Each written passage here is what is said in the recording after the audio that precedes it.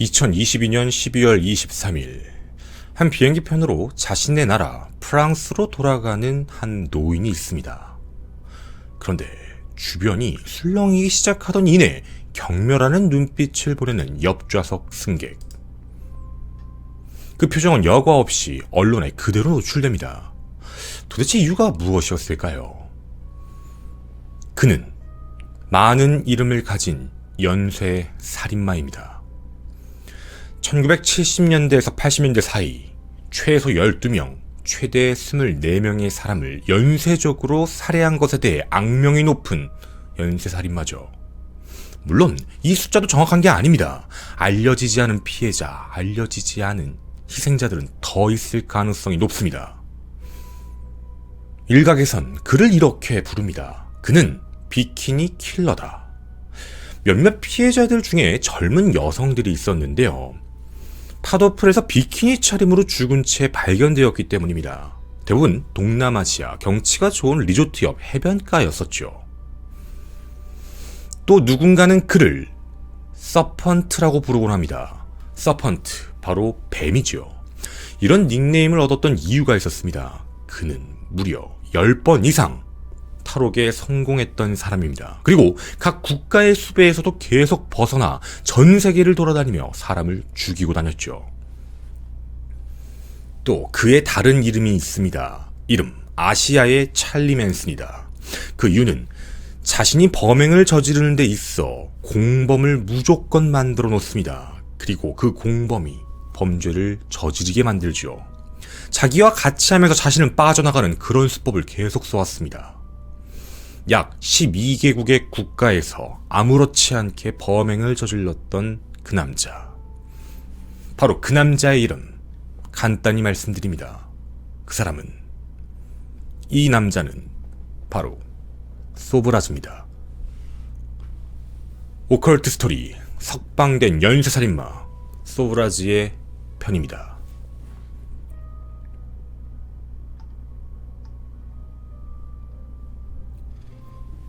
여러분 혹시 BBC 시리즈 혹은 넷플릭스에서 한 드라마를 보신 적 있으실까요?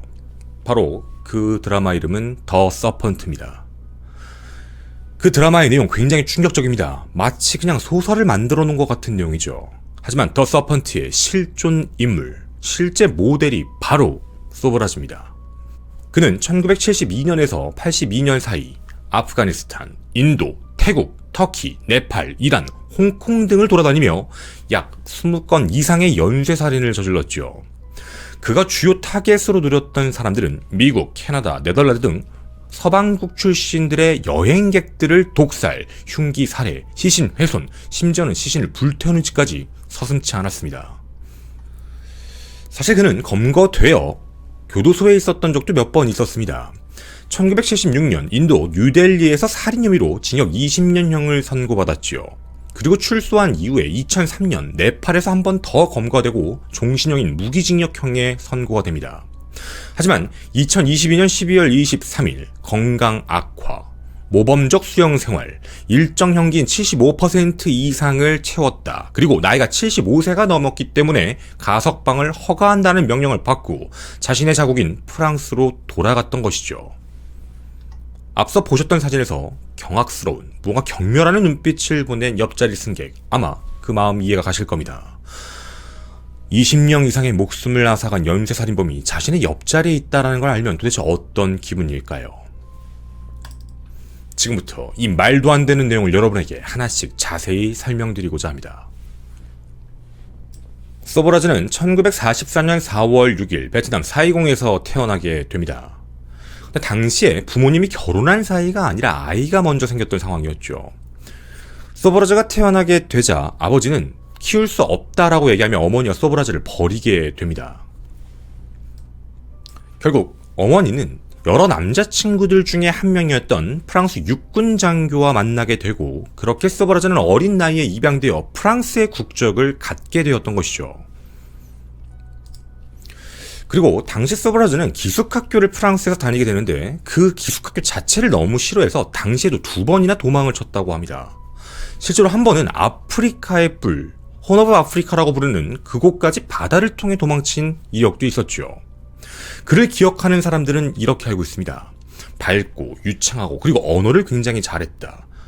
프랑스어든 베트남어든 힌두어든 어떤 어든 다양하게 마치 원어민처럼 구사했으며, 또 하나 그의 철학적 사상이 조금 특이했는데요. 그는 니힐리스트였습니다. 바로 허무주의 철학을 매우 좋아하는 사람이었고, 종합격투기의 경험 또한 매우 풍부한, 무언가 싸움을 잘하는 그런 사람이었죠. 하지만 그는 어린 나이에 범죄의 꿈을 꾸기 시작하게 됩니다.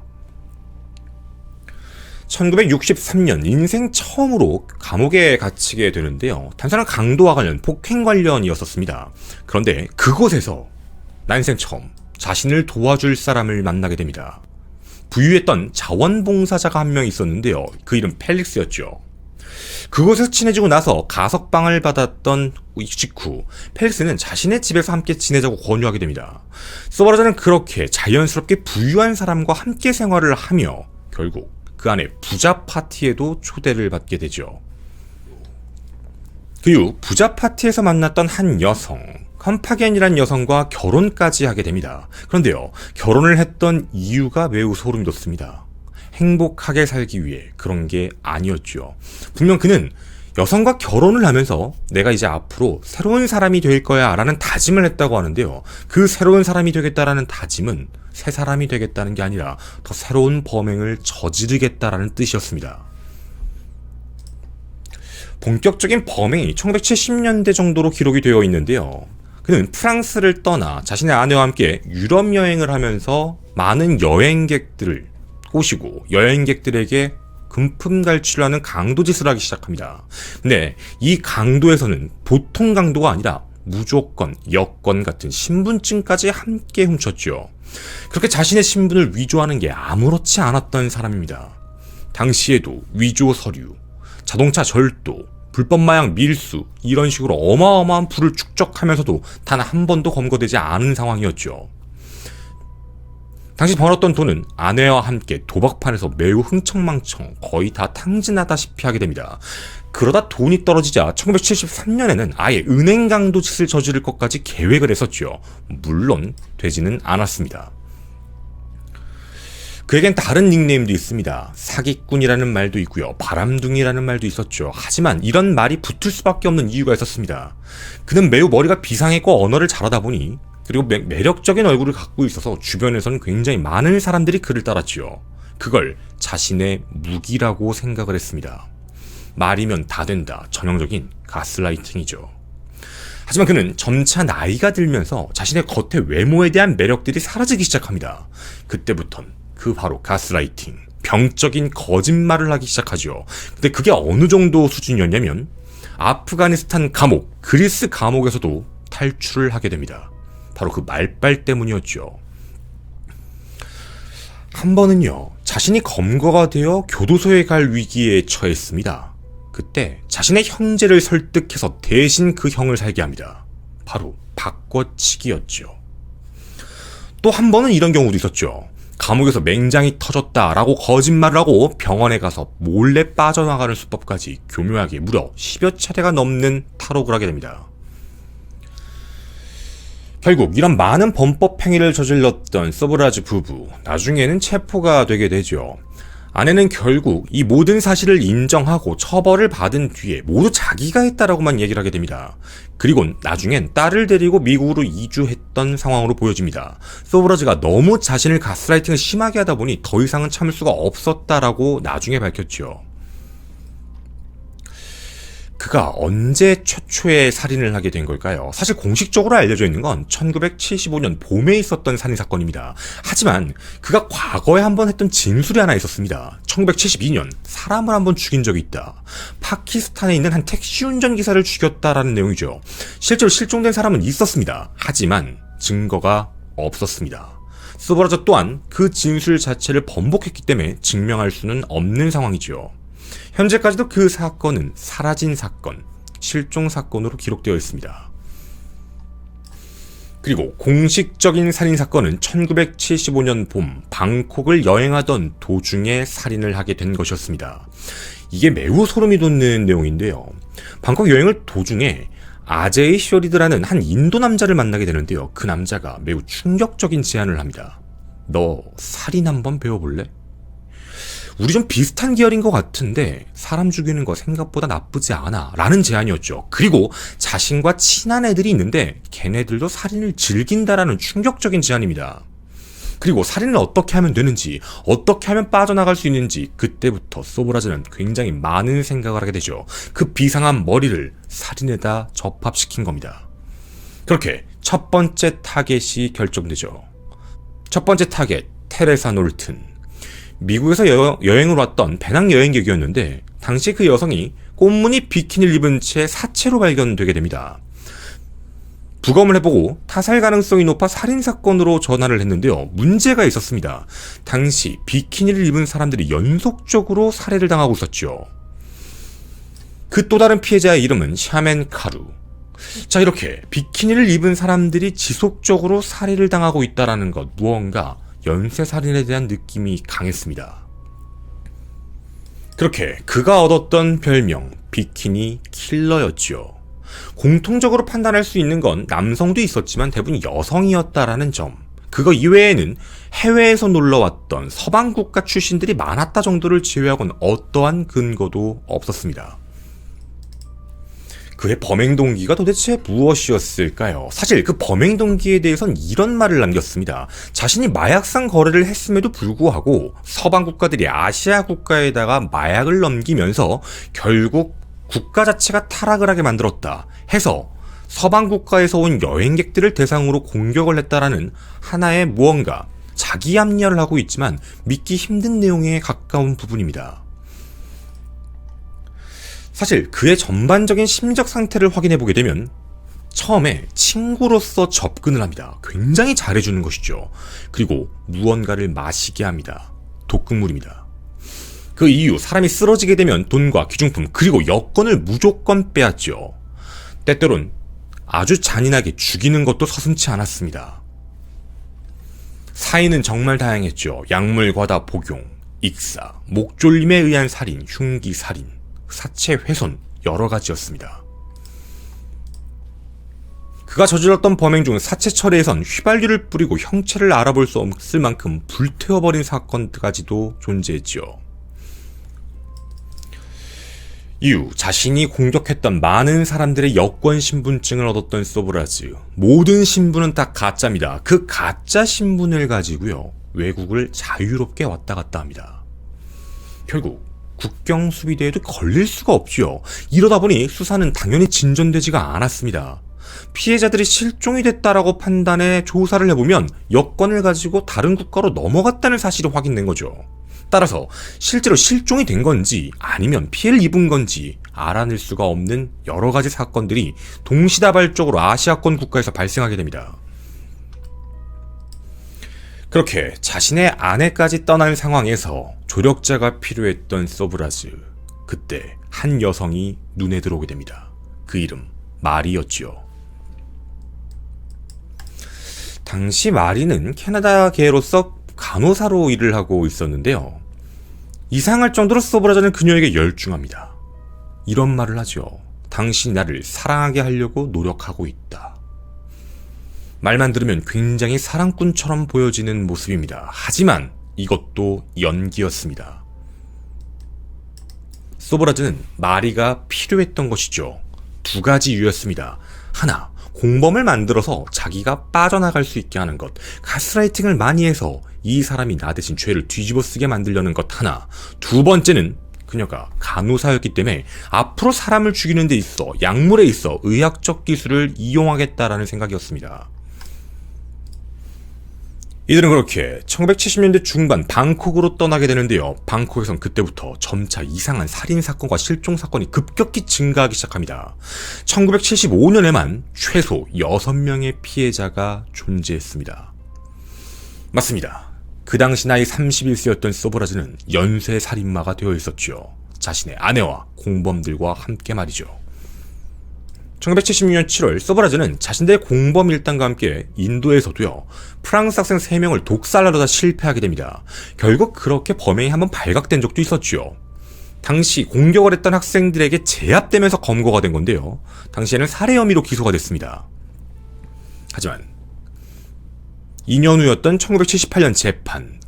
끝까지 스보라즈는 자기가 죽인 적이 없다라고 얘기하며 무죄를 주장하게 되었죠. 하지만 결국 징역 12년형을 선고받게 됩니다.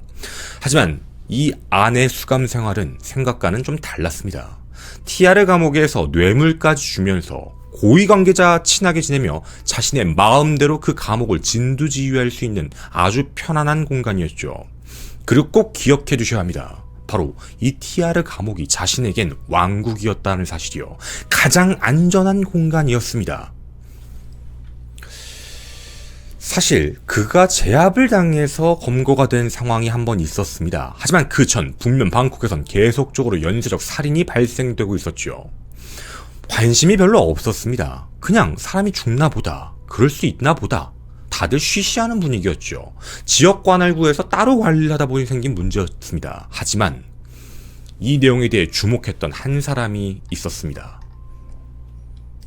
1975년 태국 여행 중이었던 네덜란드인 2명이 실종됐다라는 신고가 접수됩니다. 바로 태국 수도 방콕 주재에 있는 네덜란드 대사관이었죠.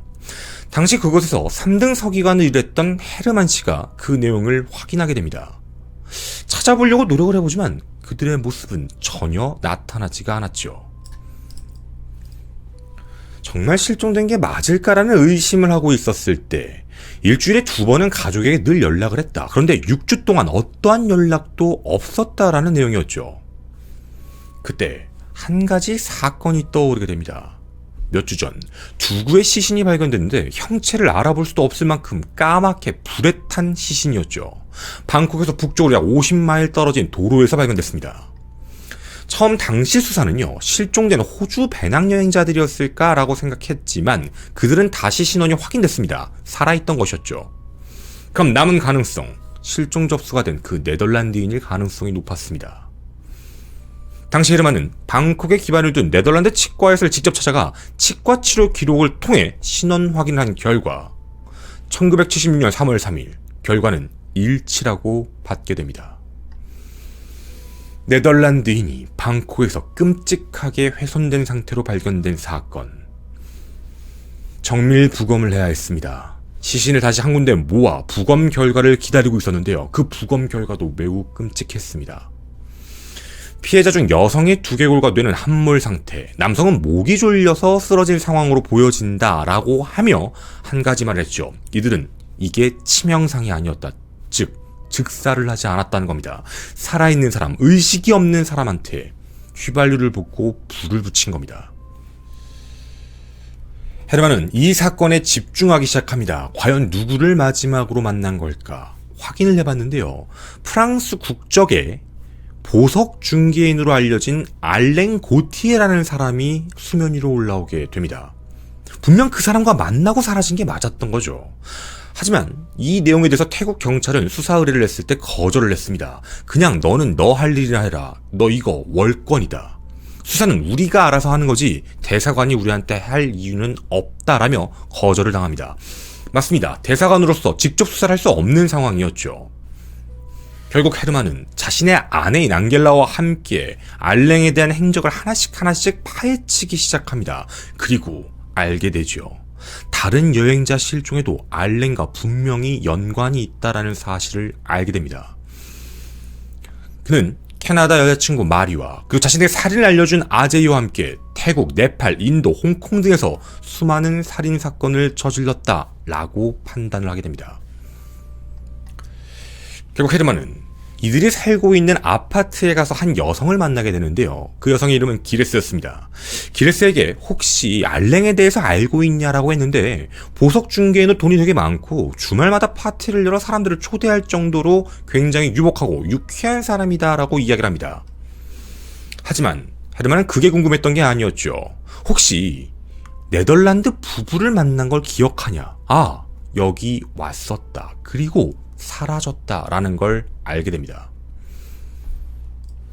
그런데 1976년 3월 11일 기레스가 갑자기 헤르만에게 전화를 겁니다. 알랭 고티에랑 그 여자친구가 태국을 떠날 준비를 하고 있다. 맞습니다. 어느 정도 냄새를 맡은 거죠. 도망칠 준비를 하고 있었습니다. 헤르만은 당장 당국에 출동해 이 부분을 조사해야 된다라고 얘기하지만 아예 수사할 생각을 갖지 않았던 거죠. 하지만 한 가지의 문제는 있었습니다. 당시 헤르만이 알아낸 진실, 그 증거, 알랭 고티의 본명은 소브라지다.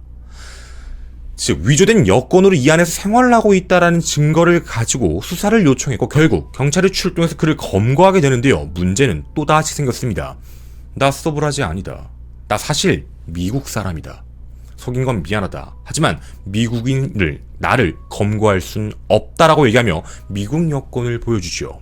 그 미국 여권 피해자 겁니다. 그리고 자신의 사진을 삽입해서 그렇게 풀려나게 되죠. 바로 다음날 아침 그렇게 소브라지와 마리는 떠나게 됩니다. 헤르만의 입장에서는 당연히 실망할 수밖에 없었죠. 하지만 헤르만은 멈추지 않았습니다. 정확히는 멈출 수가 없었죠. 전 세계 그 누구도 소브라지에 대해서 관심을 갖지 않을 때 헤르만은 끝까지 그에 대한 집착을 멈추지 않았습니다. 그동안 자신이 모았던 모든 정보를 포트폴리오로 제작, 그걸 인터폴에 전달을 하지요. 이게 아주 중요한 내용이었습니다. 그리고 그 이후 헤르만은 마리가 자신의 부모님과 접촉했다라는 사실을 알게 됩니다. 긴급 연락처니까 이쪽으로 연락하면 돼요 라는 연락처였죠. 프랑스 마르세유 근처라는 걸 확인이 돼 프랑스 경찰에게 물어보게 됩니다. 그렇게 이들의 신원을 하나씩 확인하며 범죄의 정황들을 확보하고 있었죠. 다 개인의 삽이었습니다. 하지만 시간이 문제였죠. 당시 소브라지가 거주했던 방콕의 아파트 집주인이 집을 매각하길 원했고요. 매각을 하게 됐을 때 결정적인 증거가 사라진다라는 걱정이었습니다. 해서 현장을 조사해야 되는 게 가장 중요했죠. 결국 엄청난 비용을 들여 당국을 움직이게 했습니다. 소브라지가 피해 있는 동안 그 집 안에서 엄청난 약물, 강력한 진정제 이런 것들도 알아내며 살해된 네덜란드 여성의 코트와 핸드백까지 발견합니다. 증거는 완벽했죠. 해서 1976년 5월 5일 헤르만은 언론에 대대적으로 공개를 해버립니다. 방콕 저녁신문에 일면을 며칠간 장식을 하게 되죠. 그제서야 태국 정부가 움직였습니다. 인터폴에 적색 수배 명령을 내리며 도주 중인 연쇄살인범이다라고 공개한 것이었죠. 그렇게 전 세계는 뱀이라 불리는 연쇄살인마를 알게 된 겁니다. 바로 헤르만의 공이었죠. 그렇게 인터폴의 국제 수배가 되어 있는 상태. 하지만 그는 범행 행각을 멈추지 않았습니다. 앞서 말씀드렸던 내용대로 독사를 시도하다가 검거된 사건이 하나 발생을 하게 되죠. 결국 그렇게 징역 12년형을 선고받고 감옥에 수감됐습니다. 자, 근데 여기서부터 꼬여가기 시작합니다. 아니 그냥 인터폴이었으니까 데려가면 되잖아. 각국의 입장입니다. 지금 당장 우리나라에서 범죄를 저질렀어. 그러니까 우리나라에서 처벌받아야 돼. 인도 뉴델리의 입장입니다.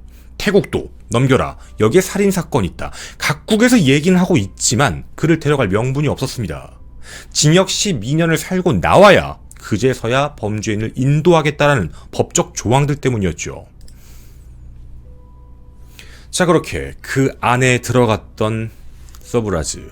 그런데 이런 이야기가 하나 있었습니다. 놀라운 이야기인데요.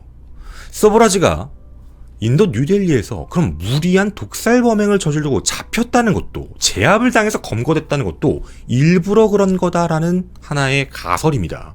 그 이유가 뭐였냐면 자신은 이미 인터폴의 국제수배가 되어 있는 상태였고 이게 자칫 잘못하게 되면 자기가 돌아다닐 수도 없는 상황이고 심지어 잘못하면 태국으로 끌려 들어갈 경우 사형을 당할 수도 있다라는 생각 때문에 일부러 뉴델리에서 검거됐다라는 내용이죠. 뉴델리에서 징역 12년형을 선고받은 소브라즈. 더 좋았던 게 바로 이거였습니다. 자신이 인도에 있다라는 건 사형 선고를 받지 않는다. 그 태국으로 인도가 되지 않는다는 걸 알고 있다는 것이죠. 그런데요. 1986년 3월 17일 그가 또다시 범행을 저지릅니다. 1986년 3월 17일 사실 석방이 얼마 안 남은 시기였습니다. 그런데 그때 소브라즈는 또다시 끔찍한 범행을 저지릅니다. 밀반입한 진정제를 사탕으로 만들어 교도관과 동료 재소자들에게 줍니다. 모두 잠듭니다. 그때 도주를 했지요. 그런데요, 그는 생각보다 빠르게 검거가 됐습니다. 정확히 얘기하면 자신의 42번째 생일을 축하하기 위해 굉장히 유명한 주변 해양지에서 맥주를 먹으면서 그냥 검거가 돼버린 겁니다. 참 이상하죠. 도망을 쳤으면 더 멀리 도망가야 되는 게 맞을 텐데 그가 왜 맥주를 마시다가 아무렇지 않게 검거가 된 걸까? 실제로 저항도 하지 않았다고 합니다. 이 모든 건 그의 계획이었습니다. 재검거된 서브라즈 탈옥죄를 물어 그는 징역 10년형을 추가로 선고받게 됩니다. 왜 그랬던 걸까요? 이유가 있었습니다. 태국으로 끌려 들어갈 날짜가 얼마 안 남았지요. 징역형을 전부 형기를 마치게 되면 자신은 태국으로 끌려 들어갑니다. 태국의 살인죄에 대한 혐의로 사형을 못 피하는 상황이었죠. 그런데 태국은 살인죄에 대한 공소시효가 20년이었습니다. 자신이 한 번 더 범행을 저지르면 공소시효가 끝난다라는 것이죠. 결국 그가 추가로 10년형을 선고받고 출소했을 때 프랑스로 추방이 됩니다. 어느 나라에서도 그를 데려가지 않았던 상황이었죠. 인도에서의 복역을 마치고 자유의 몸이 됐던 서브라즈. 그는 프랑스 파리로 돌아와 굉장히 편안한 삶을 살고 있었습니다. 자, 그런데요. 그냥 프랑스에서 조용히 살면 됐을 텐데 그는 2003년 돌연 또 이상한 행동을 하나 하게 됩니다. 거의 기행에 가까웠죠. 또다시 아시아로 여행을 떠납니다. 그 나라는 네팔이었죠. 그런데 네팔 여행을 하다가 한 카지노를 들렸는데 서브라즈를 알아본 한 기자가 경찰에 신고를 하게 됩니다. 그리고 그는 갑작스럽게 검거가 되게 되죠. 이유가 있었습니다. 그는 1975년 미국인 여성 관광객 코니 조 블론지어를 살해한 혐의, 바로 기소가 돼 있었던 상황이었던 거죠. 자기가 기소가 돼 있던 국가에 자기가 자발적으로 들어간 되게 아이러니한 상황. 그는 결국 재판을 받게 됩니다. 하지만 그는 떳떳하다, 난 죽인 적이 없다라고 얘기하며 무죄를 계속적으로 주장합니다. 증거가 정말 없어서 그랬던 걸까요? 그때 하나가 나타납니다. 바로 헤르만의 그 포트폴리오였죠. 그 안에 끈질긴 추적 끝에 네팔에서 살해당한 그 사건에 대한 기록, 그리고 그 범인이 서브라즈가 맞다라는 증거까지 전부 확보가 됐습니다. 헤르만과 인터폴의 증거자료 제출로 그는 결국 유죄 판결을 받게 됩니다. 2003년 바로 무기징역형이 선고가 되었죠. 거기서 끝나지가 않았습니다. 2014년 사망한 한 관광객, 캐나다인 남성과 그의 친구 로랑 카리에르까지도 서브라즈가 살해되었다고 확인이 되었고 다시 한번 무기징역이 선고되며 더 보안이 철저한, 절대로 탈옥할 수 없는 그 감옥으로 보내버리게 됩니다. 헤르만이 없었다면 그는 절대로 무기징역을 받지 못했을 거란 얘기도 많죠. 마침내 그는 범죄의 끝, 종신형을 선고받게 됩니다. 그 이후 여러 가지 이야기들이 좀 나오게 됐는데요. 하나, 충격적인 내용이었습니다. 당시 재판을 받는 도중에 한 변호사의 딸과 약혼을 했다라는 내용도 외부에 나왔는데요. 당시 나이는 64세, 상대 여성은 20대 여성이었습니다. 이것도 가스라이팅이라는 얘기도 되게 많지요. 도대체 왜 네팔을 다시 들어간 걸까에 대한 의문점이죠. 분명 수배 중인 국가였습니다. 이에 대해 일각에서는 법을 회피할 수 있다, 증거가 없다라는 자신감이 있기 때문에 검거가 되더라도 자긴 증거불충분으로 풀려났을 것이다 라고 자만했을 거다라는 내용이 많습니다. 헤르만이 어디까지 했는지를 몰랐던 것이죠. 자, 그렇게 네팔에 들어갔던 서브라즈, 공범으로 추정됐던 사람들 대부분 실종 혹은 사망했습니다. 그리고 너무 많은 실종자들이 엮여있죠. 하지만 그는 입을 열지 않았습니다. 그렇게 계속 네팔에서 있었던 서브라즈. 하지만 2018년 심장이 악화돼서 수술했다라는 얘기 위에 별다른 얘기는 없었지요. 그 안에서 한 가지 이야기는 나오고 있었습니다. 혹시 가석방되는 거 아닐까? 이에 대해 헤르만은 이런 말을 남겼습니다. 아직도 모르는 게 문제다. 그가 얼마나 죽였는지. 아직 끝나지 않는다. 그러면서 한 가지 의문을 남겼죠. 그 뱀이 다시 한번 사슬에서 벗어나지 않을까라는 두려움이 생긴다. 일생을 바쳤던 헤르만, 그리고 결국 검거가 됐던 서브라즈. 하지만 네팔은 그를 출소시켰습니다. 앞선 그 이유 때문이었죠. 그렇게 우리가 본 비행기에 탑승하는 여유롭게 아무렇지 않게 가고 있는 그 서브라즈를 또다시 보게 된 겁니다. 그의 행보는 매우 거침이 없습니다. 프랑스에 돌아가 방송 출연을 하며 이런 이야기를 하고 있죠. 나는 사람을 죽인 적이 없다.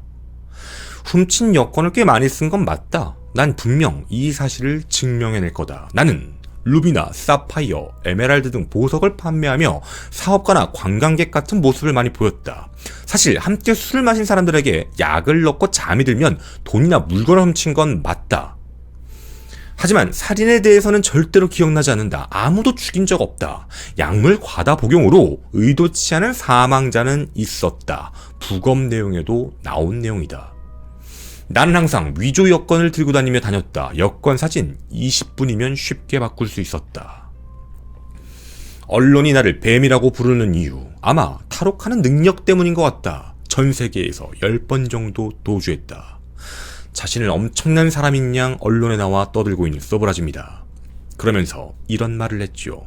출소하며 기분이 아주 좋다. 네팔 지방법원, 고등법원, 대법원까지 모두 나에게 편견을 갖고 있어 나의 그 누명을 무조건 뿌리치게 할 것이다. 여러분은 어떤 생각이 드시나요? 그는 행보를 여기서 멈추지 않았습니다. 자신의 스토리를 판권까지 공개적으로 얘기했죠. 아마 내 이야기를 책으로 영화로 만들면 돈이 될 거다. 그리고 현재 프랑스의 영화 감독 장 샤를 드냐우가 그의 삶을 담은 영화와 책을 만들 준비를 한다에 현지에서도 많은 논란이 이루고 있는 상황입니다. 분명 많은 증거가 있습니다. 당시 인터뷰를 할 때도 살인에 대한 증거를 직접 제시하자 기억이 나지 않는다며 발뺌하고 있는 서브라즈. 그는 현재 아무런 죄가 없습니다. 풀려났기 때문이죠.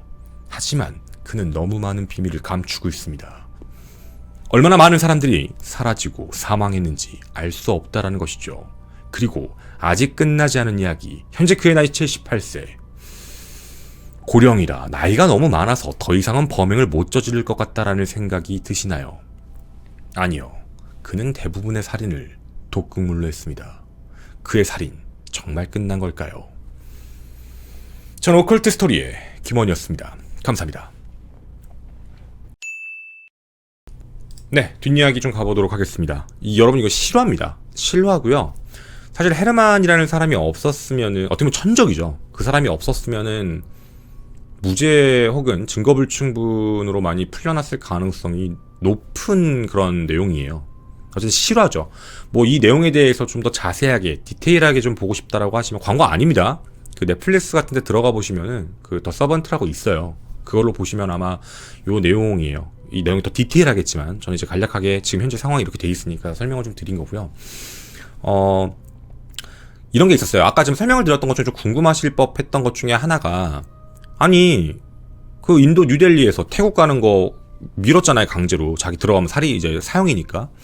그러고 나서 이제 프랑스로 돌아갈 때 왜 그럼 그때 네팔이 안 데려갔냐라고 하실 수도 있는데요. 그때 뭐가 좀 문제였냐면 좀 시간을 놓쳤어요. 이게 약간 각 지역 국가들마다 행정 처리에 대한 문제인데 이미 프랑스로 들어가 버린 거예요. 그러니까 이게 좀 애매해지죠. 왜냐면 이게 외교적 문제가 끼는 거예요. 네팔에서 아니 보내줘. 우리는 살인에 대해서 우린 공소시효가 네팔은 없어요.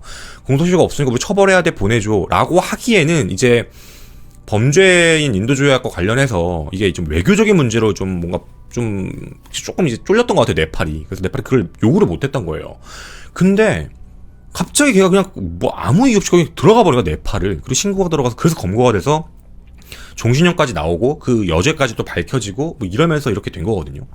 근데 이때 당시에 이걸 또 알아본 기자도 대단한 거야. 이게 왜 그러냐면 이 사건 자체 아까 저희도 어떤 나라에서 발생됐는지 말씀을 드렸지만 이게 우리나라 사람 없고 뭐 이런 게 없으니까 동남아시아 쪽이니까 뭐 아니면 가깝더라도 홍콩 막 이런 데니까 사실 우리한테는 많이 알려져 있지 않은 사건이긴 해요. 근데 그 나라에서는 일단 이 새끼는 어마어마하게 악랄한 새끼예요.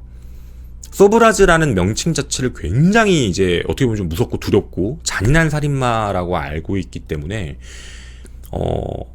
얘에 대해서 당연히 다 기억하고 알고 있었던 상황인 것 같아요. 근데 이제 걔가 들어왔던 걸 보고서 이제 신고를 넣은 거니까. 그러니까 이런 거고요. 자기 합리화는 되게 많이 했었어요. 그러니까 얘가 예전에 했던 궤변 중에 하나가 뭐냐면 마약을 갖고 들어온 게 서방 국가니까 자기는 원래 아시아계잖아요. 제가 태어난 데가 원래 베트남이니까. 그러니까 서방 국가에 대한 약간 그 서양 국가의 권력에 대한 거에 좀 뭔가 반발? 그리고 당시에 왜 이런 살인 사건이 좀 많이 발생했냐면 그때 당시에요. 외국에서 서양에서 히피 문화라는 게 좀 발전했대요. 히피라는 게 좀 발전하면서 히피가 뭐냐면 이제 서양에 있는 젊은 애들이 동남아시아나 아시아에 이제 배낭여행 오는 거 있잖아요. 그런 게 조금 유행을 타가지고 그때 좀 많이 놀러 왔었대. 그래가지고 이제 공격하고 살해하고 이랬던 것 같아요. 그래서 이런 부분, 네, 그러다 보면서 이제 공격을 처음에는 이제 여성을 노리다가 점차 범죄가 많이 진화하고 발전했어요.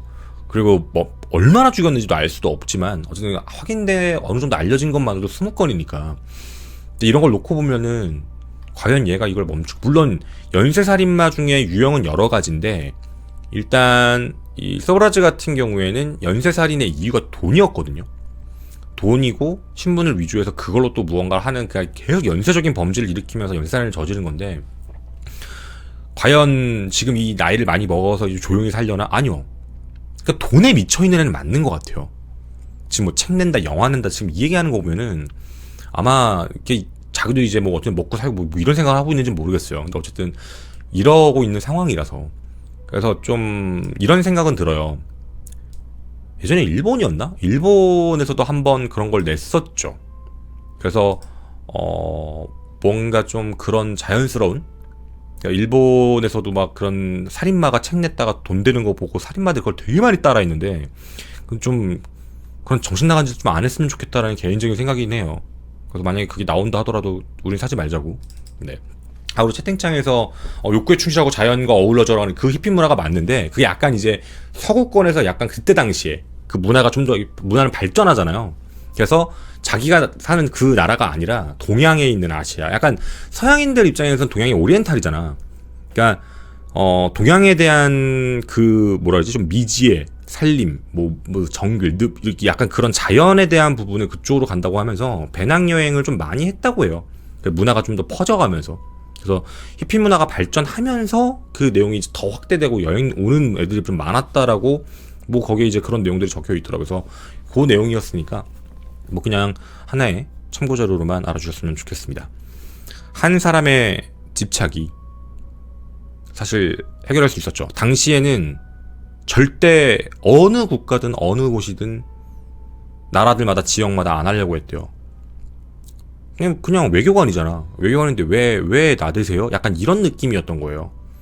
뭐 예를 들면 우리 뭐 드라마 요즘에 좀 핫한 것 중에 한 거 이제 카지노라는 거 있잖아요. 그러니까 사실 카지노라는 제가 드라마를 보면서 완전히 일치하는 건 아닌데 카지노라는 걸 보면서 사실 어떻게 보면 되게 비슷한 느낌이었어요. 자신만의 왕국을 만들고 도피하고 법망을 이용하고 근데 어쨌든 그런 내용이었고 추가적으로 헤르만 씨는 그러니까 생활이 파탄났어요. 그러니까 막 경제적으로도 어마어마하게 파탄나고 다 자기 사비로도 하고 돈 엄청나게 쓰고 왔다 갔다 하고 이래가지고 맞아 그랬다라고 하더라고요. 근데 어쨌든 놓지 않은 거죠. 어떻게든 잡아야 된다는 것 때문에. 그러니까 저도 여러분들한테 강추드립니다. 한번 봐보시면은 몰입해서 보실 수 있을 것 같아요. 감사합니다.